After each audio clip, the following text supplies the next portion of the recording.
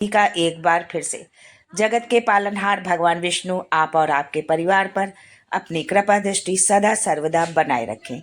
दोस्तों, अजा एकादशी का व्रत हर साल भाद्रपद महीने में एकादशी तिथि को मनाया जाता है। इस साल ये व्रत 19 अगस्त यानी कि आज 2025 को है।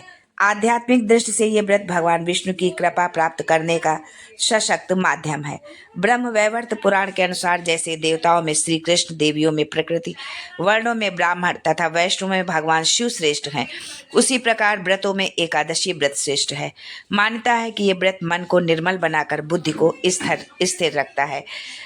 भाद्रपद माह के कृष्ण पक्ष की एकादशी का नाम अजा है। धर्मराज युधिष्ठिर के पूछने पर भगवान श्री कृष्ण अजा एकादशी की महिमा बताते हुए कहते हैं कि ये एकादशी प्राणी के सभी पापों का नाश करने वाली है। जो व्यक्ति भगवान ऋषिकेश का पूजन करके इस व्रत का भक्ति भाव से पालन करता है, वो इस लोक में सुख भोग कर अंत में विष्णु लोक में जाता है। इस व्रत का फल अश्वमेघ यज्ञ, कठिन तपस्या, तीर्थों में दान स्नान आदि से मिलने वाले फलों से भी अधिक होता है।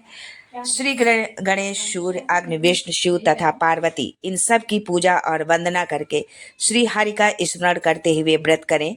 भगवान विष्णु का माँ लक्ष्मी के साथ गोपी चंदन, अक्षत, पीले पुष्प, ऋतुफल, मंजरी सहित तुलसी दल एवं धूप दीप से पूजन करें। इस दिन विष्णु सहस्त्र नाम भगवत गीता का पाठ करें। विष्णु मंत्रों का जाप करने से श्री नारायण की विशेष कृपा प्राप्त होती है। अजा एकादशी की कथा कुछ इस प्रकार से है। पूर्व काल में हरिश्चंद्र नाम के चक्रवर्ती राजा हुए, जो समस्त भूमंडल के स्वामी और सत्य प्रतिज्ञ थे। एक समय प्रभु इच्छा से उन्होंने अपना राज्य एक ऋषि को दान कर दिया। परिस्थितिवश अपनी पत्नी और पुत्र को भी बेचना पड़ा। स्वयं वो एक चांडाल के दास बन गए। वे मुर्दों का कफन लिया करते थे। इतने पर भी नृपश्रेष्ठ सत्य से विचलित नहीं हुए। जब इसी प्रकार कई वर्ष बीत गए तो उन्हें अपने इस नीच कर्म पर बड़ा दुख हुआ और वो इससे मुक्त होने का उपाय खोजने लगे। एक बार गौतम ऋषि उनके पास आए। हरिश्चंद्र ने उन्हें प्रणाम किया और अपनी दुख भरी कथा सुनाई। राजा हरिश्चंद्र की बातें सुनकर महर्षि गौतम भी अत्यंत दुखी हुए और उन्होंने राजा से कहा, हे राजन, भादों के कृष्ण पक्ष की एकादशी का नाम अजा है। तुम उस एकादशी का विधान पूर्वक व्रत तथा रात्रि में जागरण करो, इससे तुम्हारे सभी कष्ट दूर हो जाएंगे।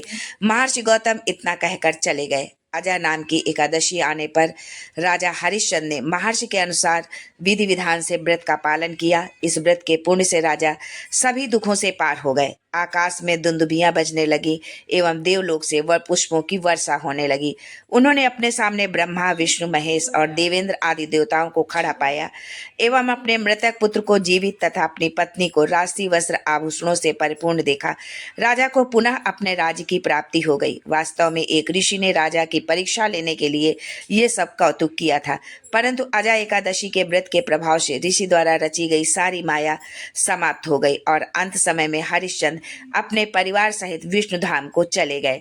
तो ये थी अजा एकादशी की महिमा। जो भी जातक इस एकादशी व्रत रखता है और पूरे नियम और श्रद्धा के साथ, विश्वास के साथ, आस्था के साथ इस व्रत को निभाता है, इसके नियमों का पालन करता है, जगत के पालनहार भगवान विष्णु और माता लक्ष्मी की कृपा उनके घर परिवार पर सदा सर्वदा बनी रहती है। इसी कामना के साथ आज के लिए बस इतना ही। फिर मिलते हैं कुछ नया, कुछ अलग, कुछ अद्भुत लेकर। तब तक के लिए जय Shri Hari Vishnu and thanks for watching my video.